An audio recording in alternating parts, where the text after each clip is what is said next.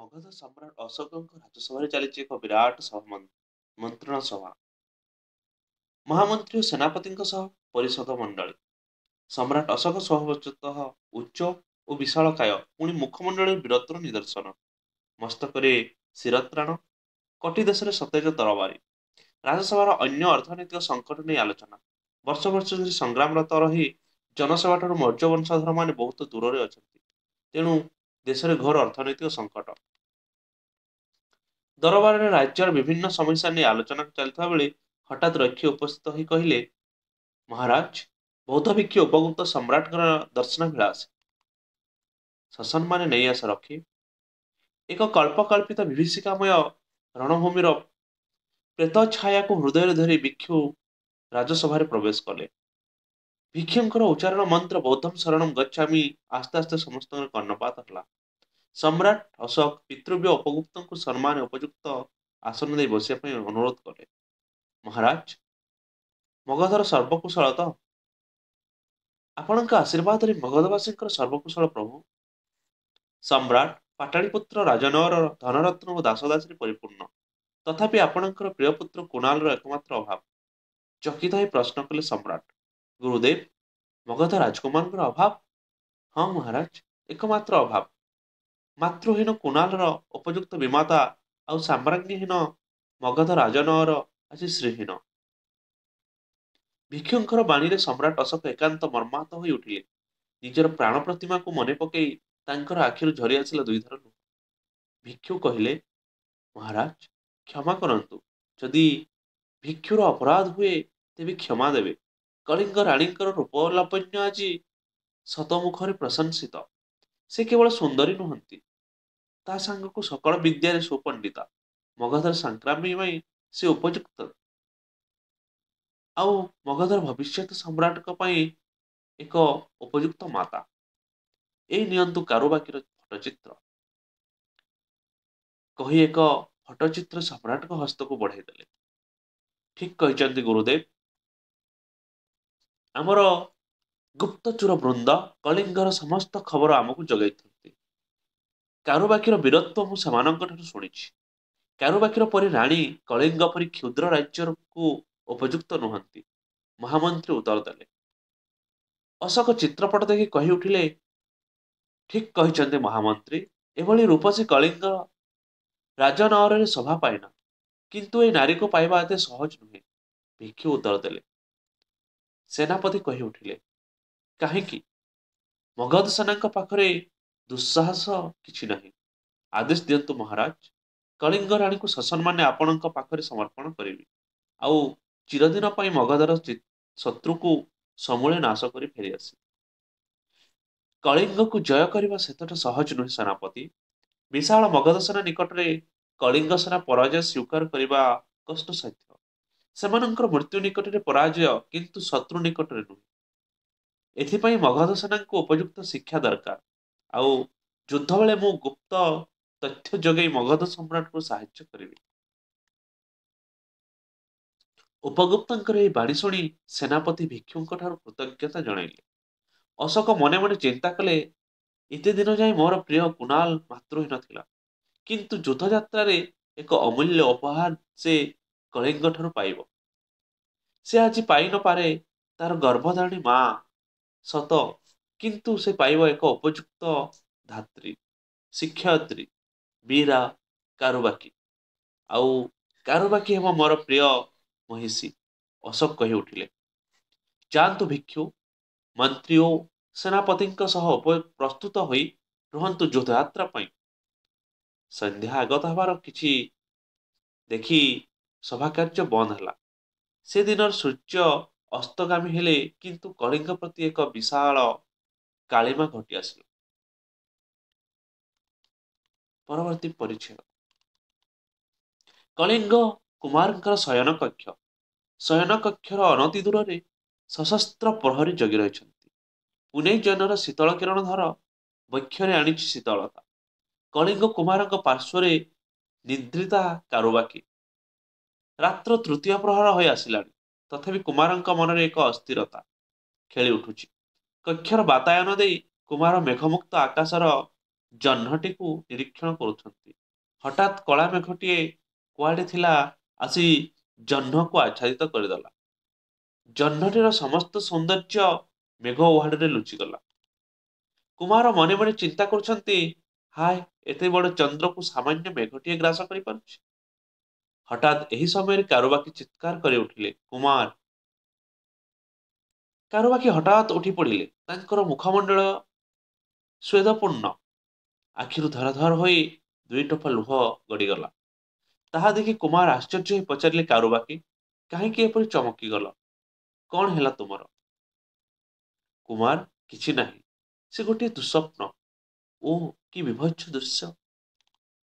ତୁମ ପରି ବୀର ରମଣୀ ପାଖରେ ଏପରି ଲତକଧାରା ଶୋଭା ପାଏନା। କୁମାର! ସେ କୁମାରଙ୍କୁ ଆଲିଙ୍ଗନ କରି ନେଲେ। କୁମାର କେଜାଣି କାହିଁକି ଏକ ଆତଙ୍କରେ ମୋର ଶରୀରଟା ଥରିବାକୁ ଲାଗିଲାଣି। କଣ ସ୍ୱପ୍ନ କେବେ ସତ ହୁଏ? ନା କୁମାର, ତୁମେ ବିଶ୍ୱାସ କରିପାରିବ ନାହିଁ। ସେ କି ଭୟଙ୍କର ସ୍ୱପ୍ନ! ଏବେ ସୁଦ୍ଧା ମନେ ପଡ଼ିଲେ ଶରୀରର ଲୋମ ଗୁଡ଼ିକ ଟାଙ୍କୁରି ଉଠୁଛି। ଆପାଦ ମସ୍ତକ ଥରି ଉଠୁଛି। ଜଣେ ବୀର ପୁରୁଷ ଖଡ୍ଗ ହସ୍ତ ଧାରଣ କରି ମତେ ଅନୁସରଣ କରୁଛି। ଆଉ ମୁଁ ନିଜକୁ ରକ୍ଷା କରିବା ପାଇଁ ଚିଲିକାର ତୀରେ ତୀରେ ଦୌଡୁଛି। କଳିଙ୍ଗ ରାଜ୍ୟ ଧ୍ୱସ୍ତ ବିଧ୍ୱସ୍ତ। ଚିଲିକା ରକ୍ତାକ୍ତ। ସୁରଭିଗିରି ପାଦଦେଶ ଶତ୍ରୁମାନଙ୍କ ଦ୍ୱାରା କବଳିତ। ଆଉ କଳିଙ୍ଗବାସୀ ଚିତ୍କାର କରି ଉଠୁଛନ୍ତି, ରାଣୀମା, ଆମକୁ ରକ୍ଷା କର। ତାପରେ ସେ ରାକ୍ଷସ ମତେ ବନ୍ଦୀ କରି ଅପହରଣ କରିବା ପାଇଁ ଉଦ୍ୟତ। ସେତେବେଳକୁ ମୋ ମନରେ ଭାରି ଭୟ ହଉଛି। ଏ କଣ କୁମାର, ମୁଁ ବୁଝିପାରୁ।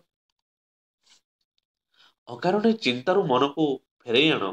ସ୍ୱପ୍ନ ଗୋଟିଏ ମନର ଅବାସ୍ତବ ଚିନ୍ତା। ଏହା କହି ସେ କାରୁବାକିକୁ ନିଜ ପାଖକୁ ଟାଣି ଆଣିଲେ।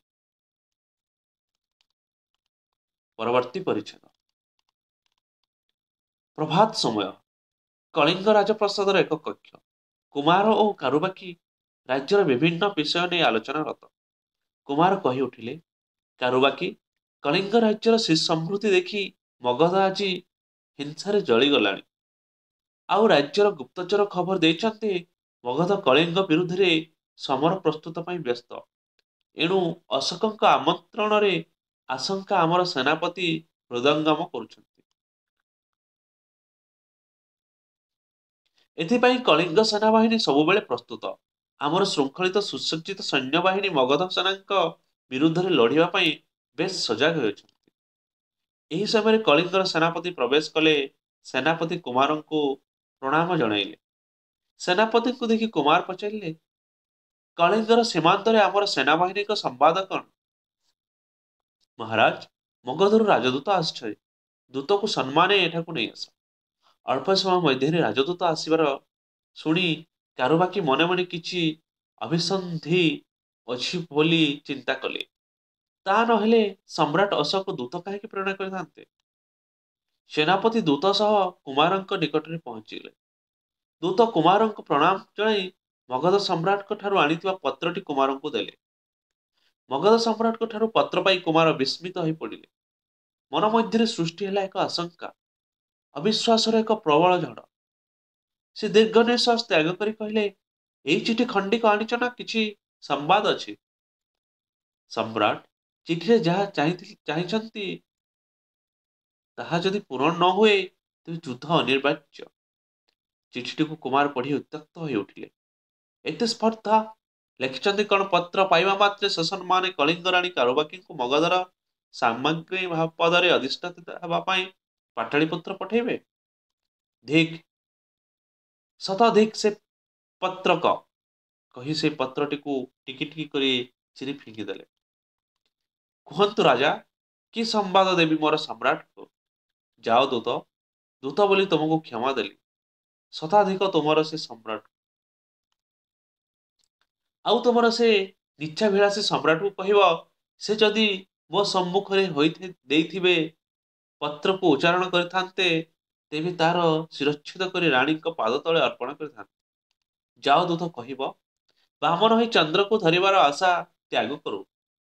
ଆଉ ଏ ପାପୀ ଯେତେ ଦିନ ଯାଏ ମୋ ପାଦ ତଳେ କ୍ଷମା ନ ମାଗିଛି, ସେତେ ଦିନ ପର୍ଯ୍ୟନ୍ତ ତାକୁ କଳିଙ୍ଗ ରାଣୀ କ୍ଷମା ଦେଇ ପାରିବେ ନାହିଁ। କାରୁବାକି ଠାରୁ ଏହା ଶୁଣି ଦୂତ ଉତ୍ତ୍ୟକ୍ତ ହୋଇ ଉଠିଲା। ସେନାପତି ଉତ୍ତ୍ୟକ୍ତ ହୋଇ କହିଲେ, ତୁ ତ ଶୀଘ୍ର ଏ ରାଜ୍ୟରୁ ଚାଲିଯାଅ, ଆଉ ତୋର ସେ ସମ୍ରାଟକୁ କହିବୁ ତାର ଉପଯୁକ୍ତ ଶାସ୍ତି ପାଇଁ ପ୍ରସ୍ତୁତ ହୋଇ ରହୁ। ସେନାପତି କହି ଉଠିଲେ, ମହାରାଜ, ଆଦେଶ ଦିଅନ୍ତୁ। କଳିଙ୍ଗର ସେନାବାହିନୀ ଆଜି ପ୍ରସ୍ତୁତ। ସେହି ବର୍ବର ଅଶୋକଙ୍କର ଛିନ୍ନ ଶିର ରାଣୀ ମାଙ୍କର ପାଦ ତଳେ ଅର୍ଘ୍ୟ ଦେଇ କଳିଙ୍ଗର ସେନାବାହିନୀ ନିଜକୁ ଧନ୍ୟ ମନେ କରିବେ। ପରବର୍ତ୍ତୀ ପରିଚ୍ଛେଦ। କଳିଙ୍ଗ ରାଜନଗରରେ ବିରାଟ ମନ୍ତ୍ରଣ ସଭା। ରାଜସଭା ନୀରବ ନିସ୍ତବ୍ଧ। ସମସ୍ତେ ଏକ ଦୃଷ୍ଟିରେ କୁମାର ଆଡ଼କୁ ଚାହିଁ ରହିଛନ୍ତି। ହଠାତ୍ ସେହି ନୀରବତା ଭଙ୍ଗ କରି କୁମାର ବଜ୍ର ଗମ୍ଭୀର ନାଦରେ କହିଲେ, ପ୍ରିୟ କଳିଙ୍ଗବାସୀ, ଆଜି ଆପଣମାନଙ୍କୁ ରାଜ୍ୟ ରକ୍ଷା ଲାଗି ସମାବେତ କରାଯାଇଛି। ଶତ୍ରୁର ସମ୍ମୁଖୀନ ହେବା ସକାଶେ ଯେଉଁ ସାମରିକ ଶକ୍ତି ଆବଶ୍ୟକ, ସେହି ସମସ୍ତ ଶକ୍ତି ଆପଣମାନଙ୍କ ଠାରେ ବିଦ୍ୟମାନ। କଳିଙ୍ଗର ପ୍ରାଚୀନ ଗୌରବ, ପୂର୍ବପୁରୁଷଙ୍କର କୀର୍ତ୍ତି ସମୂହକୁ ସ୍ମରଣ କରି ବୀର ସୈନିକ ବେଶରେ ଯୁଦ୍ଧ କ୍ଷେତ୍ରରେ ଅବତୀର୍ଣ୍ଣ ହେବା ପାଇଁ ଆପଣମାନଙ୍କୁ ନୂତନ ଭାବରେ ଆଉ ଶିକ୍ଷା ଦିଆଯିବ କଣ? ଆପଣମାନେ ସମସ୍ତ ଯୁଦ୍ଧ ବିଦ୍ୟାରେ ନିପୁଣ, ଏକଥା ସମଗ୍ର ବିଶ୍ୱବିଦିତ। ବ୍ୟୂହ ନିର୍ମାଣର କୌଶଳ, ଯୁଦ୍ଧ ପରିଚାଳନା କରିବା ପାଇଁ ଉପଯୁକ୍ତ ଶିକ୍ଷା ଓ ଚତୁରତାରେ ଆପଣମାନେ ଯୁଗେ ଯୁଗେ ଶତ୍ରୁର ସମକକ୍ଷ। ପ୍ରିୟ ସୈନିକ ବୃନ୍ଦ, ପୂର୍ବପୁରୁଷଙ୍କର ସେହି ଗୌରବ କାହାଣୀକୁ ସ୍ମରଣ କରି ଯୁଦ୍ଧ କ୍ଷେତ୍ରକୁ ଆଗେଇ ଚାଲ। ଶତ୍ରୁ ସୈନ୍ୟଙ୍କୁ ଛିନ୍ନ କରି କଳିଙ୍ଗର ସମ୍ମାନ ରକ୍ଷା କର। ମହାମନ୍ତ୍ରୀ କହିଲେ, ସମ୍ରାଟ, କଳିଙ୍ଗ ସେନାବାହିନୀ କଦାପି ଦୁର୍ବଳ ନୁହେଁ। କଳିଙ୍ଗ ପକ୍ଷେ ଯୁଦ୍ଧଟା ମଧ୍ୟ କିଛି ନୂତନ ନୁହେଁ। ବର୍ତ୍ତମାନ ଆମର ହଜାର ହଜାର ପଦାତିକ ଓ ଅଶ୍ୱାରୋହୀ ଶହ ଶହ ଯୁଦ୍ଧାସ୍ତ୍ର ଓ ଯୁଦ୍ଧହସ୍ତୀ। କଳିଙ୍ଗ ସେନାବାହିନୀଙ୍କ ପାଖରେ ମଗଧ ସେନା ଅବା କଣ କରିବ? ମହାରାଜ, ଆଉ କିଛି ସମୟ ନାହିଁ। ମହାରାଜ, ଆଉ ସମୟ ନାହିଁ। ଗୁପ୍ତଚର ଠାରୁ ପ୍ରକାଶ, ବର୍ତ୍ତମାନ ଶତ୍ରୁ ସେନା କଳିଙ୍ଗର ସୀମାନ୍ତରେ ଶହ ଶହ ସଂଖ୍ୟାରେ ଠୁଳ ହେବାକୁ ଲାଗିଲାଣି। ଅତି ଶୀଘ୍ର ଯୁଦ୍ଧଯାତ୍ରା ଆରମ୍ଭ କରିବାକୁ ପଡ଼ିବ। ଆଉ ରାଣୀମା ବ୍ୟୂହ ରଚନା ଲାଗି ଗୋଟିଏ କୌଶଳପୂର୍ଣ୍ଣ ପ୍ରସ୍ତାବ ଦେଇଛନ୍ତି। ସୈନ୍ୟ ସମୂହକୁ ଭାଗ ଭାଗ କରି ପ୍ରତି ବିଭାଗରେ ଜଣେ ଜଣେ ସୁଦକ୍ଷ ସେନାଧ୍ୟକ୍ଷଙ୍କୁ ଦାୟିତ୍ୱ ଦେବା ପାଇଁ ସ୍ଥିର କରିଛନ୍ତି। ସେମାନଙ୍କର କାର୍ଯ୍ୟକୁ ସେନାପତି ତଦାରଖ କରିବେ।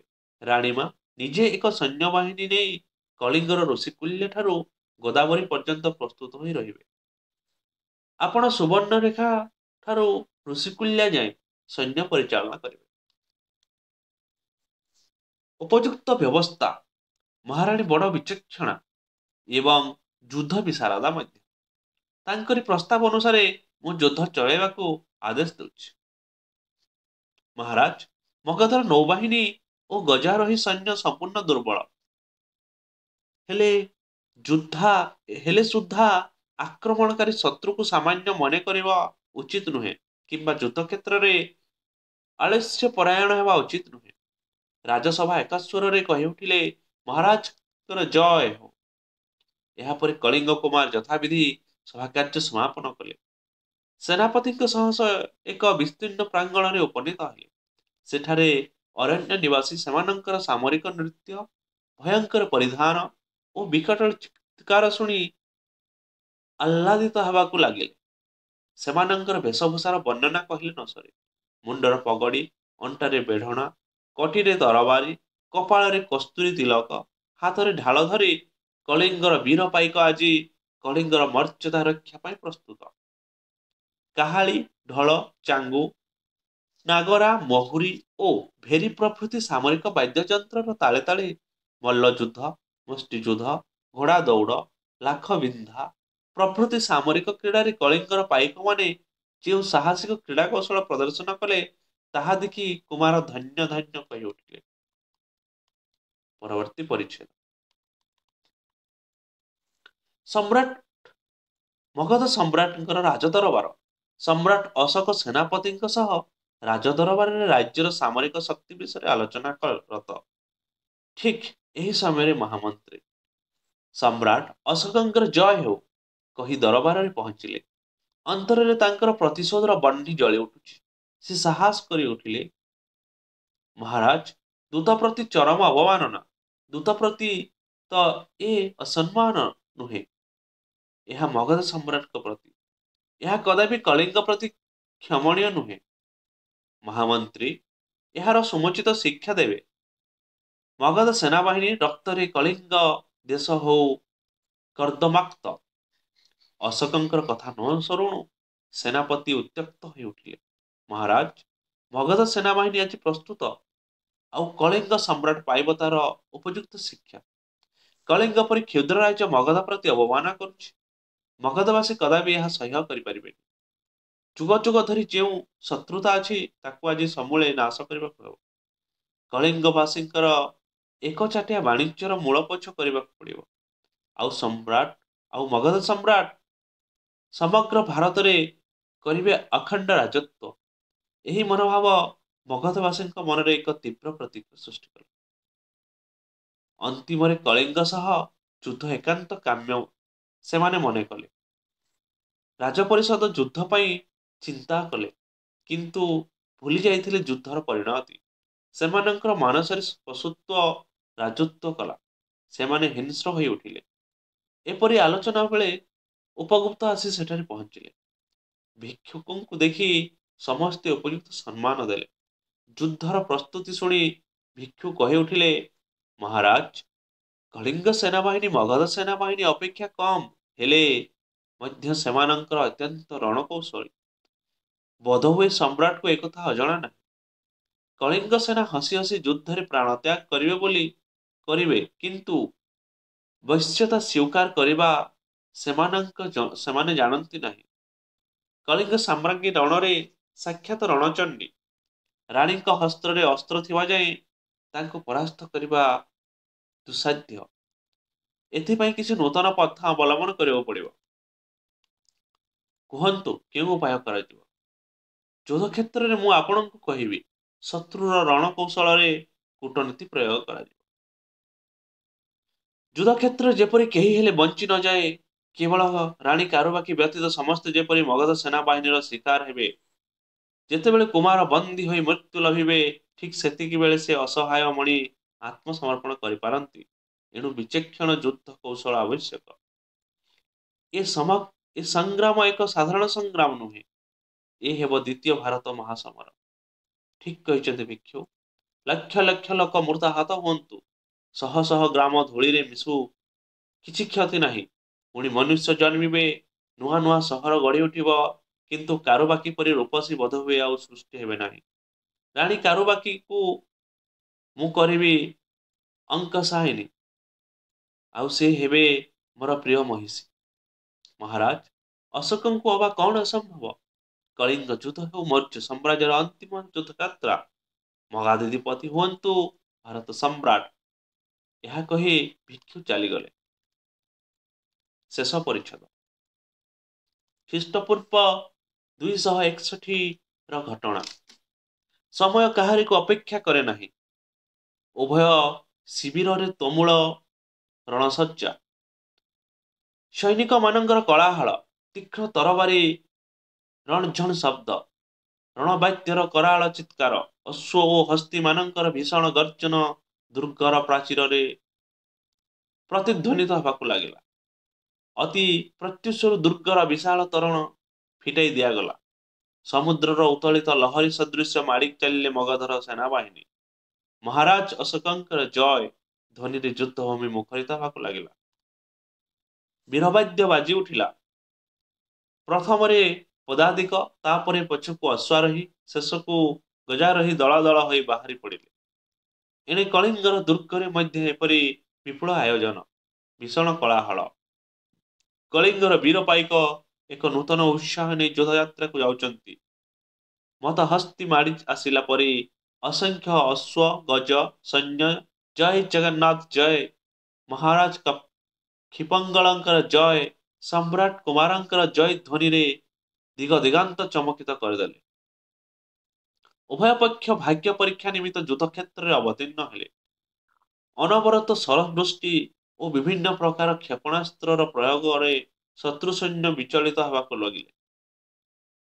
ମୁମୂର୍ଷର ବିକଟ ଚିତ୍କାର, ବିକଳାଙ୍ଗ ସୈନ୍ୟର ମର୍ମଭେଦୀ ଆର୍ତ୍ତନାଦରେ ଯୁଦ୍ଧକ୍ଷେତ୍ର ପରିପୂର୍ଣ୍ଣ ହେଲା। କଳିଙ୍ଗ ସେନାର ଭୀଷଣ ଶରାଘାତରେ ଅନେକ ସୈନିକ ଧରାଶୟୀ ହେଲେ। କ୍ରମେ ମଗଧ ସୈନିକଗଣ ଦୁର୍ବଳ ହୋଇ ଆସିଲେ। ସେମାନେ କଳିଙ୍ଗ ପାଇକ ମାନଙ୍କର ବିକଟାଳ ଚିତ୍କାର ପ୍ରମାଦ ଗଣିଲେ। ସେମାନଙ୍କର ମଧ୍ୟରେ ବିଶୃଙ୍ଖଳା ଉପସ୍ଥିତ ହେଲା। ମଗଧ ସେନାପତି ଆଉ ଧୈର୍ଯ୍ୟ ଧରି ରହିପାରିଲେ ନାହିଁ। ସେ ବିଦ୍ୟୁତ୍ ବେଗରେ ଅଶ୍ରୁ ଚାଳନା କରି ଚିତ୍କାର କରି ଉଠିଲେ, ସୈନିକ ବର୍ଗ, ଏହି ଭାଗ୍ୟ ପରୀକ୍ଷା ଦିବସରେ ତୁମେମାନେ ମଗଧ ପାଇଁ ଆତ୍ମବଳି ନ ଦେଲେ ସମ୍ରାଟ ଅଶୋକଙ୍କର ଗୌରବ ରକ୍ଷା ହୋଇପାରିବ ନାହିଁ। ଦେଶ ଜୟ କରିବା ପାଇଁ ଯାଇ ତୁମେ ଆଜି କଳିଙ୍ଗରେ ବିଶୃଙ୍ଖଳିତ। ଧିକ୍ ତୁମର ବୀରତ୍ୱ। ଏହି ମର୍ମଭେଦୀ ବାଣୀ ସେମାନଙ୍କ ହୃଦୟରେ ତୋଳିଦେଲା ଏକ ଅସୀମ ଶକ୍ତି। ଚାହୁଁ ଚାହୁଁ ମଗଧ ଓ କଳିଙ୍ଗ ମଧ୍ୟରେ ଆରମ୍ଭ ହୋଇଗଲା ତୁମୁଳ ସଂଗ୍ରାମ। ସହସ୍ର ସହସ୍ର ସେନା ସୈନିକଙ୍କର ଉତ୍ତପ୍ତ ରକ୍ତରେ ରକ୍ତାକ୍ତ ହେଲା କଳିଙ୍ଗ। ରକ୍ତର ଝରଣା ବହିଗଲା। କଳିଙ୍ଗର ସହସ୍ର ସହସ୍ର ସୈନିକ ବନ୍ଦୀ ହେଲେ। କଳିଙ୍ଗର ବିକଳାଙ୍ଗ ସୈନ୍ୟମାନଙ୍କର ମର୍ମଭେଦୀ ଆର୍ତ୍ତନାଦ, ପିତୃମାତୃହରା ନିରୀହ ଶିଶୁମାନଙ୍କର ସ୍କନ୍ଦନ, ପତିହରା ବିଧବାର କରୁଣ ଚିତ୍କାରରେ ଥରି ଉଠିଲା ଆକାଶ। କି ଭୟଙ୍କର ସେ ଦୃଶ୍ୟ! କେତେ ଦେବୀ ଦେବାଦେବୀ ମନ୍ଦିର, ଜୈନ ଧର୍ମପୀଠ, ବୌଦ୍ଧ ବିହାର ସବୁ ଜାଳିପୋଡି ପାଉଁଶ ହେଇଗଲା। କଳିଙ୍ଗ ସେନା ପରାଜୟ ଅସ୍ୱୀକାର କରି ମୃତ୍ୟୁ ପାଦରେ ଗ୍ରହଣ କରିଛନ୍ତି। ଆଉ ମଗଧ ସେନା ଯେଉଁ ଭୀଷଣ ହିଂସା, ବ୍ୟୁତ୍ପାତ ଓ ଉନ୍ମାଦନା ପ୍ରଦର୍ଶନ କଲେ, ତାହା ବର୍ଣ୍ଣନାତୀତ। କଳିଙ୍ଗର ଯେତେବେଳେ ଭାଗ୍ୟ ପରୀକ୍ଷା ଠିକ୍ ସେତିକି ବେଳେ ରାଜ୍ୟ ଜୟର ଲିପ୍ସା ଅଶୋକଙ୍କୁ ଅନ୍ଧ କରିଥିଲା। ସମାପ ନଗର ଧ୍ୱଂସ ହେଲା। କଳିଙ୍ଗର ପ୍ରତାଶୟ ଗୁଡ଼ିକ ଛାରଖାର ହେଇଗଲା। ତଥାପି ଶେଷ ମୁହୂର୍ତ୍ତ ପର୍ଯ୍ୟନ୍ତ କଳିଙ୍ଗ ସେନା କଳିଙ୍ଗର ଗୌରବ ରକ୍ଷା କରି ଆସିଛନ୍ତି। ଚାହୁଁ ଚାହୁଁ କଳିଙ୍ଗ କୁମାର ଓ ବୃଦ୍ଧରାଜା କ୍ଷିପଙ୍ଗଳ ନିହତ ହେଲେ। ସ୍ୱାମୀ ଶ୍ୱଶୁରଙ୍କ ବିୟୋଗରେ କାରୁବାକି ହଠାତ୍ ମର୍ମାହତ ଓ ବ୍ୟଥିତ ହୋଇ ଉଠିଲେ। ପତିଙ୍କ ବିୟୋଗରେ ସେ ଅଧୀର ହୋଇ ଉଠିଲେ। ସେ ଚିନ୍ତା କରିବାକୁ ଲାଗିଲେ, ସ୍ୱାମୀଙ୍କ ସ୍ନେହ ସୁଖରୁ ବଞ୍ଚିତ ହୋଇ ମୁଁ ଏଠାରେ କଣ କରିବି? ମୋର ସଂସାରରେ ଆଉ କଣ ଅଛି? ସ୍ୱାମୀଙ୍କର ସ୍ନେହ ଶ୍ରଦ୍ଧା ମୋ ଜୀବନର ଏକାନ୍ତ କାମ୍ୟ। ଏସବୁ ହରାଇ ମୁଁ ଦିନହୀନ ଭାବରେ ବାସ କରି ରହିବା ଯାହା ମରିବା ତାଠାରୁ ସତରେ ଶ୍ରେୟସ୍କର। ତେବେ କଣ କରିବି? କାରୁବାକି ଆଜି ପାଗଳାଣୀ। ସେ ଚତୁର୍ଦିଗକୁ ଦେଖୁଛନ୍ତି କେବଳ କୁମାରଙ୍କର ସେହି ମନୋରମ ମୃଦୁହାସ୍ୟଯୁକ୍ତ ଶ୍ରୀମୁଖ। ସେହି ବିଶାଳ ବକ୍ଷ, ତାଙ୍କର ବ୍ୟଥିତ ହୃଦୟରୁ ସ୍ୱତଃ ବାହାରି ଆସିଲା, କୁମାର, ମତେ କ୍ଷମା କର। ମୋ ଅପରାଧ ମାର୍ଜନା କର। ମତେ ତୁମେ ଆଶୀର୍ବାଦ ଦିଅ। ତୁମର ସେହି ହତ୍ୟାକାରୀ ମୋର ଏ ଖଡ୍ଗ ହିଁ ପ୍ରତିଶୋଧ ନେବ।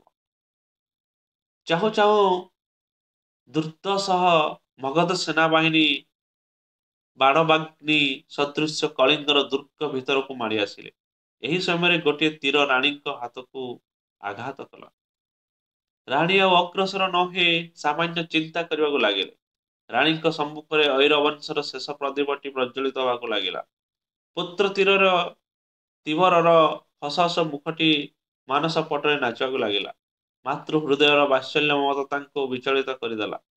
ଶତ୍ରୁର ସମ୍ମୁଖୀନ ନ ହୋଇ ଚାଲି ଆସିଲେ ପୁତ୍ର ତ୍ରିବର ପାଖକୁ।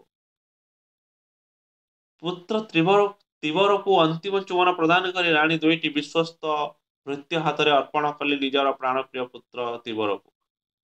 ଯୁଦ୍ଧ ଘେରେଇ ଉଠିଲା। ରାଣୀ କାରୁବାକିର ପ୍ରଚଣ୍ଡ ଆକ୍ରମଣରେ ମଗଧ ସେନାବାହିନୀ ଛତ୍ରଭଙ୍ଗ ଦେଲେ। ରାଣୀଙ୍କର ସମର କୌଶଳ ଦୂରରୁ ମଗଧ ସମ୍ରାଟ ଦେଖି ପ୍ରଶଂସା କରିବାକୁ ଲାଗିଲେ। ତାଙ୍କ ଅନ୍ତର କହି ଉଠିଲା, ରାଣୀ, ତୁମକୁ ପାଇ କଳିଙ୍ଗ ଆଜି ଧନ୍ୟ। କଳିଙ୍ଗ ସାମ୍ରାଜ୍ୟ ଆଜି ତୁମେ ହିଁ କେବଳ ଉପଯୁକ୍ତ ନାରୀ। ଧନ୍ୟ ନାରୀ ତୁମେ, ଧନ୍ୟ ତୁମ ଜନ୍ମଭୂମି। ମଗଧ ସୈନ୍ୟବାହିନୀର ଛତ୍ରଭଙ୍ଗ ଦେଖି ଅଶୋକ ନିଜେ ରାଣୀଙ୍କର ସମ୍ମୁଖୀନ ହେଲେ। ରାଣୀଙ୍କର ସମସ୍ତ କ୍ଷେପଣାସ୍ତ୍ର ସେ କେବଳ ପ୍ରତିଶୋଧ କରି ରାଣୀଙ୍କର ସେ ଉଗ୍ର ରୂପ ଦେଖୁଥିଲେ। ରାଣୀଙ୍କର ଉଗ୍ର ରୂପର ଲାବଣ୍ୟରେ ସେ ଆତ୍ମରା ହୋଇ ଉଠିଲେ। ରାଣୀଙ୍କର ପ୍ରାଣମୂର୍ଚ୍ଛ ସଂଗ୍ରାମ ଦେଖି ଅଶୋକ କହି ଉଠିଲେ, ଆଉ କାହିଁକି ପ୍ରାଣମୂର୍ଚ୍ଛ ସଂଗ୍ରାମ କରୁଛ ରୂପସୀ? ସମ୍ରାଟ ଅଶୋକଙ୍କୁ ପରାଜୟ କରିବା ସେତେଟା ସହଜ ନୁହେଁ। ସେ ବୃଥା ଆଶା ତ୍ୟାଗ କର। ସମ୍ରାଟ ଆର୍ଯ୍ୟବର୍ତ୍ତର ଏ ପର୍ଯ୍ୟନ୍ତ କେହି ହେଲେ ଚଣ୍ଡାଶୋକର ସମ୍ମୁଖୀନ ହୋଇନାହାନ୍ତି। ଅସ୍ତ୍ର ତ୍ୟାଗ କର। ଆସ ସାଦରେ ମୁଁ ତୁମକୁ ଗ୍ରହଣ କରିବି। ଦୂର ହୁଅ ରାକ୍ଷସ। ଧିକ୍ ଶତାଧିକତର ସେ ପ୍ରସ୍ତାବକୁ ଅଶୋକ ବିକଟାଳ ହାସ୍ୟରେ ଯୁଦ୍ଧଭୂମି କମ୍ପିଗଲା। ଭ୍ରୁକୁଟି କଞ୍ଚିତ କରି ସେ ଅଟହାସ୍ୟ କରିବାକୁ ଲାଗିଲେ। ରାଣୀ ଦେଖି ଏ ରକ୍ତ ଲୋଭୀ କ୍ଷୁଧାର୍ଥ ସିଂହ ସମ୍ମୁଖରେ ତୁମେ ଆଉ ବର୍ତ୍ତି ପାରିବ ନାହିଁ। ନରହନ୍ତା ଅଶୋକର ଏତାଦୃଶ୍ୟ ବାଣୀ ଓ ତାର ବିକଟାଳ ହସ ରାଣୀଙ୍କ ମନରେ ଶତସଂହର ସିଂହର ବଳ ସୃଷ୍ଟି କଲା। ଆରମ୍ଭ କରିଦେଲେ ସେ ପ୍ରାଣବଶ୍ୟ ସଂଗ୍ରାମ। ଅଜସ୍ର ତୀରଘାତରେ ଅଶୋକ ଆହତ ହେଲେ। ରାଣୀ କାରୁବାକି ଯୁଦ୍ଧ କ୍ଷେତ୍ରରେ ମାତ୍ର ଅଳ୍ପ ସଂଖ୍ୟକ ସୈନ୍ୟ ନେଇ ଅଗ୍ରସର ହେବା ବେଳେ ହଠାତ୍ ତାଙ୍କର ଯୁଦ୍ଧାସ୍ତ୍ର ଅଟକିଗଲା। ସେ ଅଧୀର ହୋଇ ଉଠିଲେ।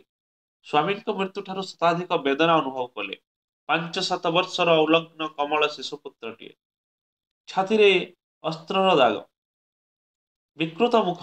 ରକ୍ତାକ୍ତ ଶିଶୁଟିକୁ ଦେଖି ମାତୃ ହୃଦୟରେ ଆକୁଳ ଭରା ବେଦନା ଆଉ ହୃଦୟ ମଧ୍ୟରେ ସ୍ଥିର ହୋଇ ରହିଲା ନାହିଁ। ଆକୁଳ ଚିତ୍କାର କରି ଉଠିଲେ। ଦୁଇ ଚକ୍ଷୁରୁ ଝରିଗଲା ଦୁଇ ଲୁହଧାର। କାନ୍ଦି ଉଠିଲେ। ନିଜକୁ ନିଜେ ଭୁଲିଗଲେ। ସେ କଳିଙ୍ଗର ସାମ୍ରାଜ୍ଞୀ, ବୀରଶ୍ରେଷ୍ଠ କୁମାର ଦେବଙ୍କର ପତ୍ନୀ।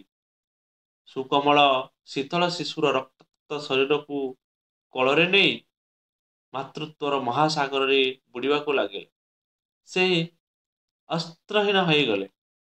କାନରେ ବାଜିଲା ରଣଦୁନ୍ଦୁଭି। ଆହତ ମୁମୂର୍ଷୁଙ୍କର ବିସ୍ତୃତ ଚିତ୍କାର, କିଏ ଅଛ? ପାଣି ଟୋପେ ଦିଅ।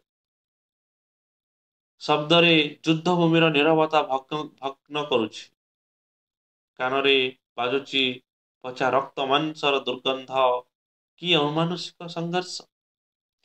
ନାରୀ ହୃଦୟକୁ ବିଚଳିତ କରିଦେଲା ଏ ମର୍ମନ୍ତୁଦ ଦୃଶ୍ୟ।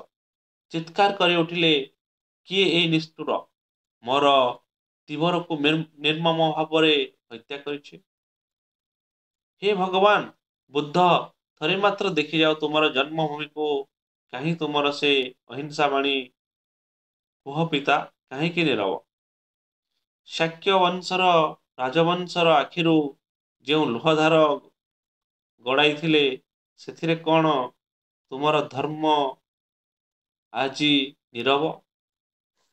ଏହି ସମୟରେ କଳିଙ୍ଗର ଭାଗ୍ୟ ରବି ପଶ୍ଚିମ ଦିକ୍ପାଳରେ ଅସ୍ତଗାମୀ ହେବାକୁ ଲାଗିଲା। କଳିଙ୍ଗ ରାଜ୍ୟ ଜନଶୂନ୍ୟ। କଳିଙ୍ଗର ଦୁର୍ଗ ଆଜି ସେନାବାହିନୀ। କାହା ସହିତ ଆଉ ଯୁଦ୍ଧ କରିବ ମଗଧ ବାହିନୀ? ଚତୁର୍ଦିଗରେ କେବଳ ପୈଶାଚିକ ଧ୍ୱନି।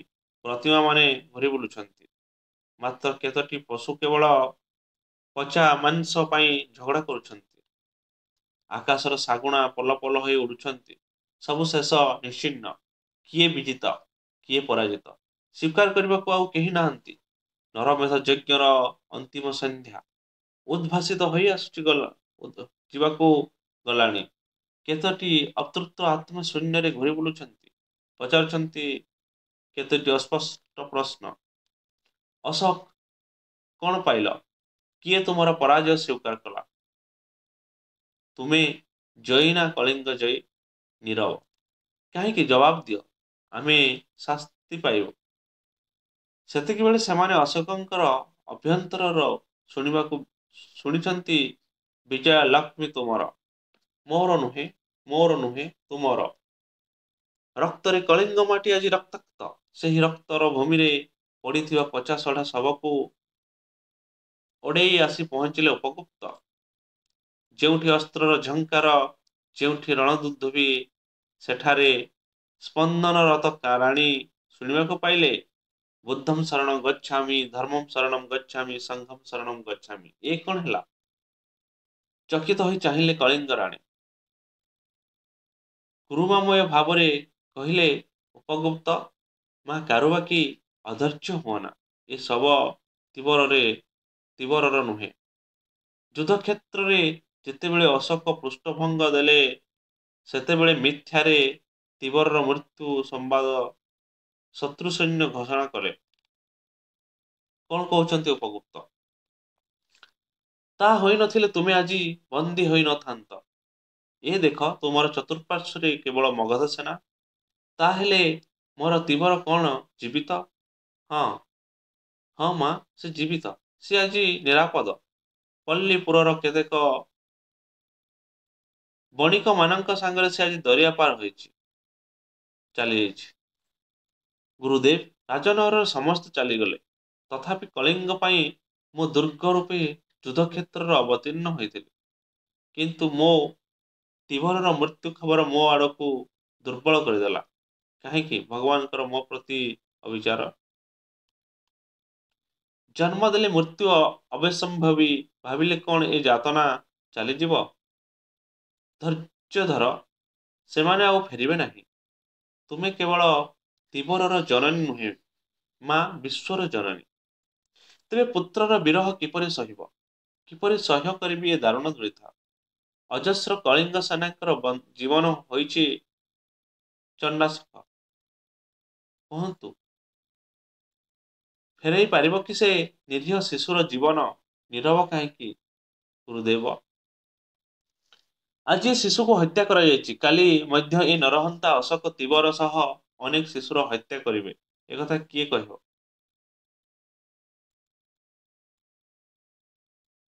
ଏ ଲୀଳାର କ'ଣ ଅନ୍ତ ଅଛି? ଏ କ'ଣ କହୁଛନ୍ତି ଗୁରୁଦେବ? ତୁମର ଯେପରି ପଦମର୍ଯ୍ୟାଦା ମୋହର ଭୁଲି ଯାଇଥିଲ ଭଗବାନଙ୍କର ଅହିଂସା ବାଣୀ, ସେହିପରି ଆଜି କାମନ୍ଧ ଅଶୋକ ତୁମ ରୂପରେ ଭୁଲି ଯାଉଛି ତାର ଅପକର୍ଷକୁ।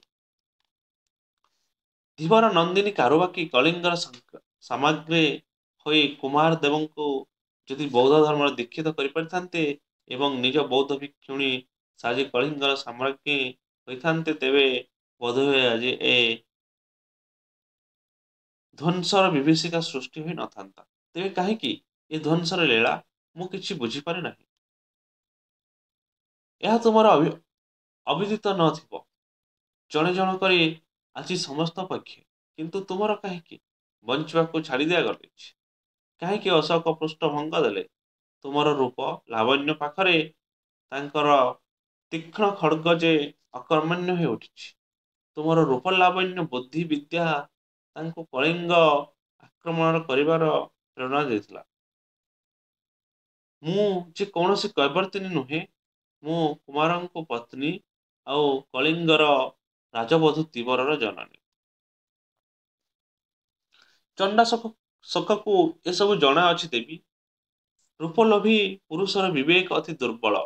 ଆଉ ସେହି ନରହନ୍ତାର କାମନାରେ ଯଦି କୌଣସି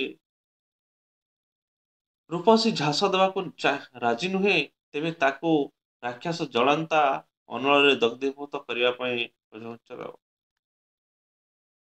ପଛଘୁଞ୍ଚା ଦେବନି। ମୁଁ ଶୁଣିଛି କୁନାଲ ଜନନୀର ମୃତ୍ୟୁରେ ତାର ଟିକିଏ ହେଲେ ଦୁଃଖ ନଥିଲା। ସେହି ପାଟାରାଣୀଙ୍କ ସ୍ଥାନରେ ତୁମକୁ ଅଧିଷ୍ଠିତ କରିବା ପାଇଁ ସେ ଚାହିଁଛି। ଆଉ ତୁମେ ଆଉ ମୃତ୍ୟୁହୀନ କୁନାଲ ପରି ପାଇବା ପାଇଁ ତାର ମାତୃସ୍ନେହ। ଗୁରୁଦେବ, ଆପଣ ଏହା କହିପାରିଛନ୍ତି? ମୁଁ ବଞ୍ଚି ଥାଉ ଥାଉ ମୋତେ ଜଣେ ନରହନ୍ତା ସ୍ପର୍ଶ କରିପାରିବ ନାହିଁ। ମୁଁ ମୋର ମୃତ୍ୟୁ ପରେ ଏ ଶରୀରକୁ ଶ୍ମଶାନରେ ଶୃଗାଳ ମାନଙ୍କ ନିକଟରେ ସମର୍ପଣ କରିବି। ଦେବୀ, ଶାନ୍ତ ହୁଅ। ତୁମର ଚତୁର୍ଦିଶରେ ମଗଧ ସେନା ଜାଗ୍ରତ। ତୁମେ ଏଠାରେ ଯାଇପାରିବ ନାହିଁ। ପ୍ରାଣବଳି ଦେବ, କିନ୍ତୁ ତାହା ଦ୍ୱାରା ଅଶୋକଙ୍କର କିଛି କ୍ଷତି ହେବ ନାହିଁ।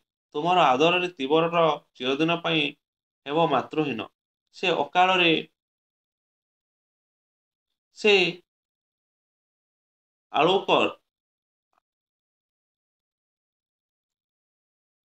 ଆକୁଳରେ ଖୋଜି ଉଠିବ ଦୁନିଆର ସାରା ତା ମାକୁ। କିଏ ଦେବ ତାକୁ ମାତୃସ୍ନେହ? ପିତୃସ୍ନେହରୁ ବଞ୍ଚିତ ହୋଇ ରାଜନଗରରେ ପାଳିତ ଶିଶୁ ହେବ ପରିଶେଷରେ ଅନାଥ। ଆଉ ତୁମର ଏ ଶରୀର ଜଳି ମୁଠାଏ ପାଉଁଶ ହେବ। ଏଣେ ଜନ୍ମ ଜନ୍ମାନ୍ତରେ ଆତ୍ମହତ୍ୟାର ପାତକ ଲାଗିବ। ଇତିହାସ ବହିରୁ ଚିରଦିନ ପାଇଁ ଲୋପ ପାଇଯିବ କଳିଙ୍ଗବାସୀର ଆତ୍ମବଳିଦାନ। ସେମାନଙ୍କର ତ୍ୟାଗ ଆଉ ଲୋକଲୋଚନକୁ ଆଣିଥିବାର ପାଇଁ ଯେଉଁ କୋଟି କୋଟି ଆତ୍ମାର ମର୍ଯ୍ୟାଦା ରକ୍ଷା କରିବା ପାଇଁ ସହସ୍ର ଆତ୍ମାର ବଳିଦାନ ସ୍ୱରୂପ କ'ଣ ତୁମର ସେହି ଆତ୍ମାକୁ ଯାହାକୁ ତୁମେ ତ୍ୟାଗ କରିବା ପାଇଁ ବର୍ତ୍ତମାନ ଉଦ୍ୟତ ଦେଇପାରିବ କି ସେ ଆତ୍ମା ଏହି ଭିକ୍ଷୁକଙ୍କୁ? ଆତ୍ମାର ନିର୍ବାଣ ପ୍ରାପ୍ତି ପାଇଁ ହେବା ଆଗରୁ ବିଶ୍ୱ କଲ୍ୟାଣ ପାଇଁ ମୁଁ ତୁମକୁ ଏ ଅମର ଜଗତରେ ଅଟକାଇ ରଖିବାକୁ ଚାହେଁ। ଦେଖ କାରୁବାକି, ହଜାର ହଜାର ସୈନ୍ୟଙ୍କର ମୃତ ଶରୀର, ସେମାନଙ୍କର ମଧ୍ୟ ରୂପ ଥିଲା, ଯୌବନ ଥିଲା, ସେମାନଙ୍କର ମଧ୍ୟ ବଞ୍ଚିବା ପାଇଁ ଏକ ଆଶା ଓ ଅଭିଳାଷ ଥିଲା। ସେମାନେ ଆଉ ନୁହନ୍ତି, କେବଳ ପଡ଼ି ରହିଛି ସେମାନଙ୍କର ଦୁର୍ଗନ୍ଧମୟ ଶରୀର। ଏଇ ନିଷ୍ଠୁର ଅଶୋକ ଦିନେ ସେହି ପରିଣତି ଭୋଗିବ। ଯେଉଁ ରୂପରେ ପିଶାଚ ସାଜି ଅଶୋକ ଏ ମହିୟାନ ଦ୍ୱିତୀୟ ମହାଭାରତ ଯୁଦ୍ଧ ରଚିଥିଲେ, ସେ ରୂପକୁ ବୈଧ୍ୟ କରନା ଦେବୀ। ଯେଉଁ ପ୍ରତାପୀ ଅଶୋକ ହାତରେ ତୁମେ ବନ୍ଦୀ ହେବାକୁ ଯାଉଛ, ତୁମର ସେହି ହାତ ଶୃଙ୍ଖଳା ବନ୍ଧ ନ ହୋଇ ଚଣ୍ଡାଶୋକରେ ବନ୍ଧନ କର। ତାପରେ ସେ ନରହନ୍ତ ପ୍ରକୃତିକୁ ଆୟତ କରି ଯେପରି ତାର ନରମେଧ ଯଜ୍ଞ ଶାନ୍ତ ହୋଇଯିବ। ତୁମର ଯେଉଁ ତୀକ୍ଷ୍ଣ ସ୍ୱର ତାକୁ ବଦ୍ଧ କରିପାରିଲା ନାହିଁ, ସେହି ସ୍ୱରକୁ ସେ ନାଗଫଣରେ ପରିଣତ କର। ତୁମର ନାଗଫଣରେ ତାକୁ ବନ୍ଧନ କରି ମନ ଇଚ୍ଛା ଦଂଶନ କରି ଶାନ୍ତ ହୁଅ। ନୟନର ତୀକ୍ଷ୍ଣ ଶରୀରରେ ତାର ଦୁର୍ଦ୍ଦଶ ହୃଦୟକୁ ବାରମ୍ବାର ବିଦ୍ଧ କର। ରୂପସୀ ଚିନ୍ତିତ ହୋଇ ଉଠିଲେ କାରୁବାକି। ଭିକ୍ଷୁଙ୍କର ଏହି ଭିକ୍ଷା ସାଧାରଣ ଭିକ୍ଷା ନଥିଲା। ଏ ମହାନ ଭିକ୍ଷାର ଅସ୍ଥିର ହୋଇ ଉଠିଲେ। କଣ କରିବେ ଚିନ୍ତା କରିପାରିଲେ ନାହିଁ। ସେ ଉପଲବ୍ଧି କରିଛନ୍ତି ଭଗବାନଙ୍କର ମୁଖ ନିଃସୃତ ବାଣୀ ସଦ୍ୟମ୍ ଗୁରୁ ସମ୍ମୁଖରେ ଥାଏ। ସେ ଅନୁଭବ କଲେ ସତେ ଯେପରି କଳିଙ୍ଗ ରାଣୀ ଆତ୍ମ କ୍ଷଣଭଙ୍ଗୁର ଶରୀରକୁ ତ୍ୟାଗ କରି ସାରା ବିଶ୍ୱରେ ବ୍ୟାପିଯିବା ପାଇଁ ଉଦ୍ୟତ। ବିଶ୍ୱଜନୀର ନେତ୍ରରେ ସେ ଦେଖିବାକୁ ପାଇଛନ୍ତି ମାନବ ସମାଜର ଦୁଃଖ ଦୁର୍ଦ୍ଦଶାର ଚିତ୍ର। 2.5 ଲକ୍ଷ ବନ୍ଦୀଙ୍କର ଆକୁଳନ ଚିତ୍କାର ତାଙ୍କର ହୃଦୟରେ ଶତ ପ୍ରତିଧ୍ୱନିତ ତୋଳିଛି। ମା ଆମକୁ ଶକ୍ତି ଦିଅ, ମା ଆମକୁ ମୁକ୍ତି ଦିଅ। ଆଉ ନୀରବ କାହିଁକି ମା? ଅହିଂସା ମହାମନ୍ତ୍ରରେ ଚଣ୍ଡାଶୋକକୁ ଦୀକ୍ଷିତ କର।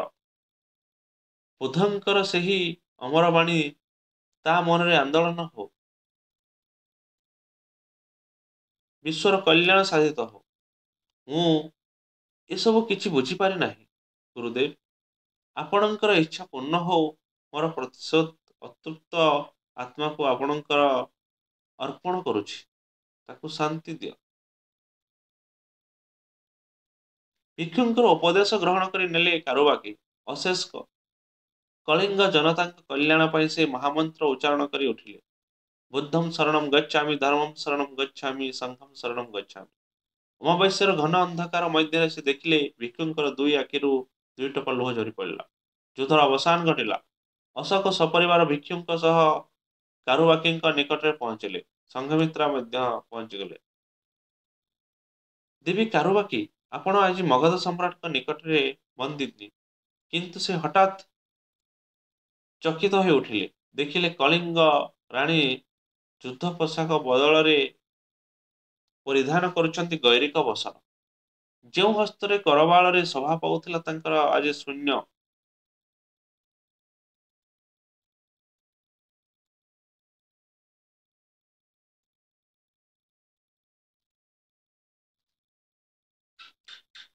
ଆଖିରୁ ତାଙ୍କର ଝରି ଆସୁଥିଲା ଲତକ। ସଂଘମିତ୍ରାଙ୍କୁ ଦେଖି କାରୁବାକି ଗମ୍ଭୀର ଭାବରେ କହି ଉଠିଲେ, ସଂଘମିତ୍ରା, ମଗଧ ସମ୍ରାଟ କଣ ବନ୍ଦୀ କରିପାରିବେ ଏକ ସନ୍ନ୍ୟାସିନୀକୁ? ଅଶୋକ କହି ଉଠିଲେ, ମତେ କ୍ଷମା ଦିଅ କାରୁବାକି, ଆଜି ମୁଁ ଅନୁତପ୍ତ। ଦିଅ ରାଣୀ, ମତେ ସେ ଅମୃତର ସ୍ୱାଦ। ତୁମକୁ ପାଇ ମୋ ଜୀବନ ସାର୍ଥକ ହଉ। ଯେଉଁ ତରବାରୀ ତୀକ୍ଷ୍ଣ ଧାରରେ ମୋ ହୃଦୟ ଜୟ କରିପାରିଲ ନାହିଁ, ସେ ସେହି ହୃଦୟକୁ ଅମୃତର ବାର୍ତ୍ତା ଦେଇ ଜୟ କରିବି। ମାତୃହୀନ କୁନାଲ ଆଜି କୁଣ୍ଢେଇ ନେଲା କାରୁବାକିକୁ। ଫେରି ପାଇଲା ତାର ମାକୁ। ଦୁହେଁ ଭୁଲିଗଲେ ଅତୀତର ସେ ଅଭୁଲା ସ୍ମୃତିକୁ। ପୁଣି ଏହି ପୁଣ୍ୟଭୂମି କଳିଙ୍ଗକୁ ଆସିଥିଲା ଚଣ୍ଡାଶୋକ ହୋଇ। କିନ୍ତୁ ଏ ନାରୀ ତୁମକୁ ଧର୍ମାଶୋକରେ ପରିଣତ କଲେ। ସେହି ଦିନଠାରୁ ତୁମର ରଣଭରି ଧର୍ମଭରିରେ ପରିଣତ ହେଲା। ସନ୍ନ୍ୟାସୀ ବେଶରେ ତୁମେ କାରୁବାକିଙ୍କ ସହ ବୌଦ୍ଧ ଭିକ୍ଷୁଙ୍କର ପାଦବନ୍ଦନା କଲ। ବୁଦ୍ଧଂ ଶରଣଂ ଗଚ୍ଛାମି, ଧର୍ମଂ ଶରଣଂ ଗଚ୍ଛାମି, ସଂଘଂ ଶରଣଂ ଗଚ୍ଛାମି। ସେହି ଦିନଠାରୁ ସେ ହେଲେ ମଗଧ ସଂଗ୍ରାମୀ ଆଉ ତୁମର ପ୍ରିୟ ମହିଷୀ, ଯାହାଙ୍କର ପ୍ରେରଣାରେ ସମଗ୍ର ଭାରତବର୍ଷ ଗୈରିକ ପୋଷାକରେ ଉଦ୍ଭାସିତ ହୋଇ ଉଠିଲା। ଯେଉଁ ନାରୀର ଅଶେଷ ପ୍ରେରଣାରେ ତୁମେ ବୌଦ୍ଧ ଧର୍ମର ପୃଷ୍ଠପୋଷକ କରି ଭାରତ ଓ ଭାରତ ବାହାରେ ତଥା ସିଂହଳ ବ୍ରହ୍ମଦେଶ, ଚୀନ, ଜାପାନ, ଜାଭା, ସୁମିତ୍ର ପ୍ରଭୃତି ବୁଦ୍ଧଙ୍କର ସେହି ଅମରବାଣୀ ପ୍ରଚାର କରିଥିଲ, ସେହି ନାରୀର ପ୍ରେରଣା କେଉଁ ଅନୁଶାସନରେ ଲିପିବଦ୍ଧ? ବୋଧହୁଏ କାଳର କରାଳ ଗ୍ରାସରେ ସେ ଶିଳାଲିପି ଆଜି ଯେଉଁଠାରେ ଲୁକାୟତ। କିଏ କହିବ ଜାପାନର ଭୂମିକମ୍ପ ତାକୁ ଧୂଳିସାତ୍ କରି ଦେଇଥିବ ତ କେଉଁ ଧର୍ମ